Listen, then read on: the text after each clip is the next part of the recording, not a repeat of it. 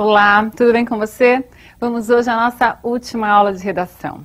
Vamos falar sobre uma questão delicada, a diferença entre gêneros literários. Qual é a diferença entre poesia e prosa? Você consegue delimitar quais são as características de uma e outra? Não é tarefa fácil, inclusive entre os teóricos, entre os acadêmicos, não é? O que se pode dizer que é sempre poema? Fácil. É uma estrutura em que se aproveita apenas parte das linhas e se busca um ritmo. É isso mesmo? Essa é uma forma de você definir a estrutura do poema, mas todo poema traz poesia? Será que a poesia só existe dentro de um poema? É isso que nós vamos buscar agora revelar juntos, né? Vamos tentar entender, não de forma sistemática e pensar que é absoluto, é desta forma e não pode ser de outra. Como eu disse, é questionável. Vamos lá. Ontem, na Via Nacional, um automóvel que ia a 100 por hora se projetou contra um plátano. Os 4 ocupantes do veículo morreram. Muito bem, você viu que a forma é a forma de um poema. Aproveitamento parcial das linhas, centralizado na folha, ótimo. Mas se nós colocarmos esse texto em prosa, que é aquela linguagem convencional, com frases organizadas na chamada ordem lógica, veremos que não há poesia nesse texto que construímos ali como um poema. Não há preocupação com o ritmo, não há preocupação com a linguagem, não há preocupação em transformar o comum em algo diferente, em algo que encante, em algo que toque de forma subjetiva o indivíduo. Perceba que a poesia traz necessariamente um trabalho de elaboração. Elaboração de ritmo, elaboração na seleção da linguagem, para que se transforme aquilo que poderia ser objetivo e único em algo universal. Leia esse texto comigo. Fiz de mim o que não soube, e o que podia fazer de mim, não fiz. O dominó que vesti era errado. Conheceram-me logo por quem era, e não desmenti, e perdi-me. Quando quis tirar a máscara, estava pregada a cara. Muito bem, a forma parece a mesma, não é? Temos ali um poema, mas você percebe a diferença no trabalho da linguagem, no ritmo, na subjetividade, né, empregada pelo autor, na escolha de tratamento do assunto, né? Veja que ele diz, ele fala em máscara, ele fala em buscar-se, ele fala em ter se perdido. Seria possível falar isso de maneira objetiva e tocar a todos?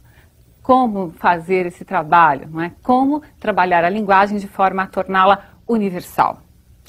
Bem, procurei sistematizar, e vejam que não é de forma absoluta, mas é uma sistematização que servirá como orientação para que você consiga distinguir o que é poesia e o que é prosa. Há elementos formais? Sim, mas não só formais. Há elementos que são subjetivos. Leia essas orientações.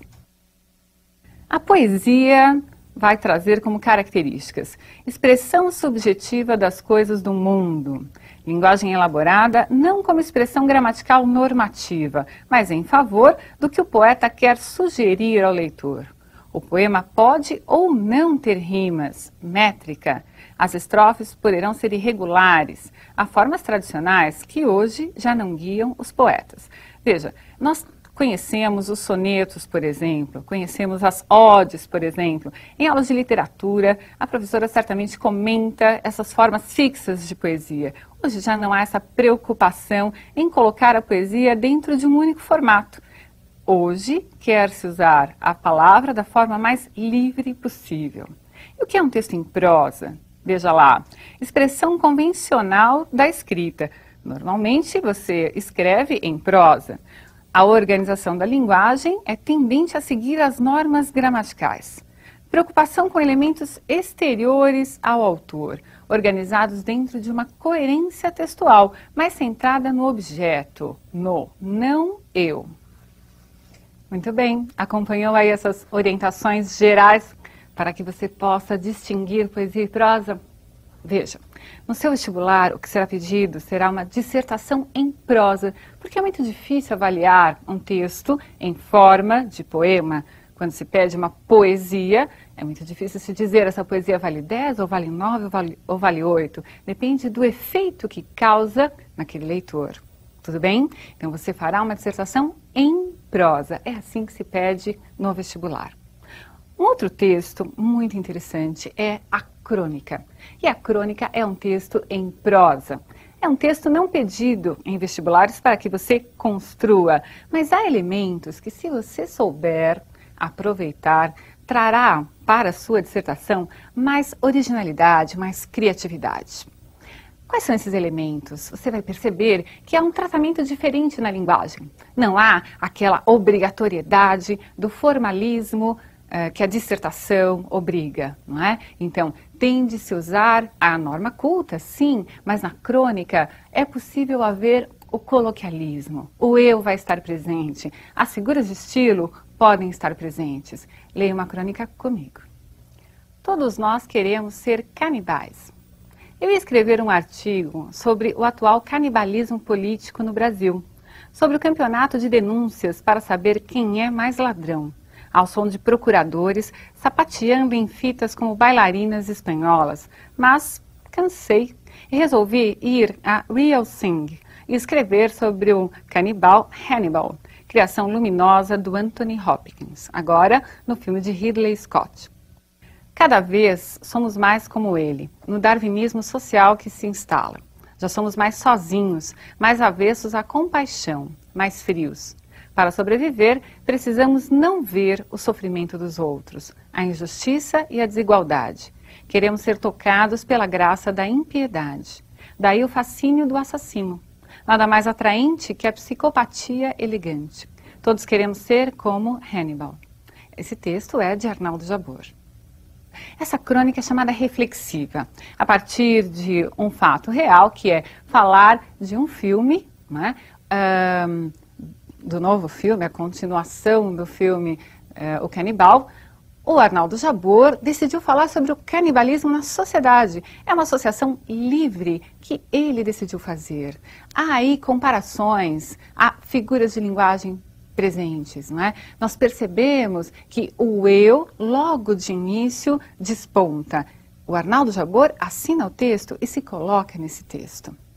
Essa é a característica da crônica, não ter uma única forma, mas o coloquialismo e o aproveitamento de um fato cotidiano, isso você pode guardar aí como uma maneira de delinear a crônica. Vejamos outro estilo de crônica. À beira de um ataque de nervos. Por que estou à beira de um ataque de nervos? Ah, meus caros amigos, por não sei quantas razões, como aliás, muitos de vocês certamente estão. A primeira é meu ganha-pão, ou seja, os caraminguás que botam em minha conta bancária em consequência de me pagarem para eu escrever e comprarem meus livros. Passo de 8 a 12 horas por dia em frente a este monitor, que presentemente encaro. E sei que não vou conseguir, continuo achando que ninguém vai, cortar os tais 20% exigidos. Creio que vou ter de mudar de profissão, principalmente se fizer um dia quente, porque aí o computador exige ar-condicionado. Deus que me livre de tal transe, porque, então, serão 6 dias de suspensão em castigo por minha irresponsabilidade. Não tanto por causa das crônicas, que poderão mudar de dia de escritura, e sempre haverá algum amigo a cuja casa eu possa ir para escrevê-las. Mas, quanto aos livros, é impossível. Às vezes, só um dia de interrupção pode fazer todo o trabalho desandar. Alegarão alguns defensores da literatura brasileira que, com isso, o racionamento estará produzindo um efeito inestimavelmente valioso. Mas a verdade é que eu tenho de prestar atenção no dinheirinho da feira e as perspectivas não fazem bem a meus nervos. O texto é de João Ubaldo Ribeiro. Você conseguiu perceber como o João Ubaldo Ribeiro se sente à vontade escrevendo aí a sua crônica? Ele está falando sobre o próprio ofício de ser escritor, de ser cronista, e usando um fato cotidiano que é a questão do racionamento de energia. Ele partiu deste fato, mas falou do ofício dele, não é? ele precisa escrever, ele quer escrever e o racionamento irá atrapalhar no andamento da sua função, do seu ofício. Essa característica presente de o autor falar sobre o próprio texto é a marca da metalinguagem. Então, através da própria linguagem utilizada, o autor constrói o texto. Ele usa a crônica para falar da crônica. Tudo bem? Conseguiu perceber isso?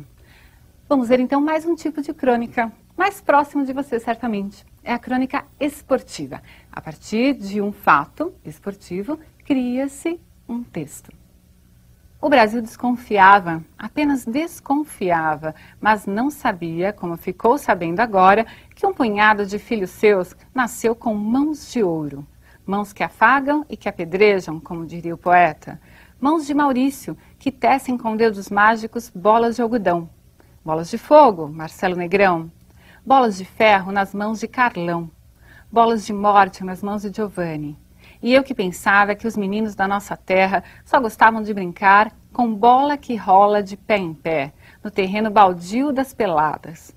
Pois eles acabam de encantar meio mundo jogando com as mãos uma bola arrasadora contra as mais poderosas equipes olímpicas. Texto de Armando Nogueira. Você percebeu, então, aquela característica do aproveitamento de um fato cotidiano, que é o desempenho da brilhante seleção de vôlei, não é? Para se falar de uma coisa maior, não é? Mais ampla, que é a questão dos atletas que estão por aí na nossa sociedade, né, a serem descobertos. Então, eles dizem assim, no Brasil não há só os meninos que jogam peladas, né, os pés que são de ouro, as mãos de ouro. Nós temos aí também o recurso de estilo. Observe que ele utilizou as mãos para falar dos jogadores, para falar do todo, é a tal da parte pelo todo. Nós já vimos essa figura, a sinédoque, lá em figuras de linguagem, nas figuras de estilo. Percebeu? Então, esse uso você pode fazer no seu texto, mesmo sendo um texto dissertativo. Mesclar a linguagem figurada com a linguagem objetiva pode tornar a sua dissertação mais interessante. Um dos elementos a serem avaliados no vestibular é a originalidade com a qual você trata o tema. E essa originalidade no tratamento aparece também na linguagem que você vai utilizar para elaborar o seu texto. Então, quais são os elementos da crônica que podem escorregar e aparecer na sua dissertação? Um pouco de figura de linguagem, a criatividade. Esse eu falando por si não pode aparecer. A sua dissertação não deve ser subjetiva, ela deve tratar o tema de forma objetiva.